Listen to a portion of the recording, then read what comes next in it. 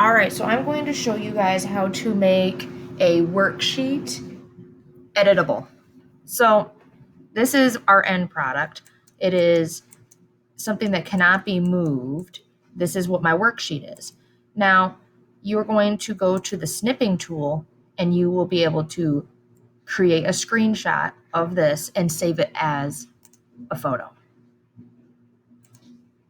If you are using a traditional paper where it looks like a real sheet of paper, you would go to File, and you go down to Page Setup, and you'll do a custom, and it's going to be 8.5 by 11, and then you just hit Apply, and it would look like that. But mine fits on a screen like this.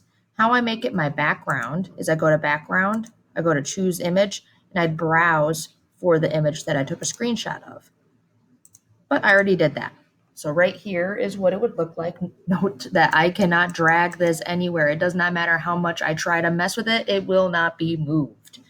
So how students can edit this, the easiest option for them to understand is to take a screenshot, use the markup tool, and they can draw on it. There's also a drawing tool here.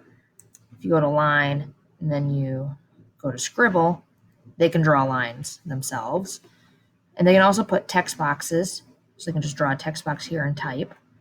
So those are 3 ways that they can edit this worksheet that you give them. And then in the end, they'll have something to turn in. Either they're turning in their copy of your presentation that they've marked up, or they're turning in a screenshot that they marked up. They just need to do a file upload.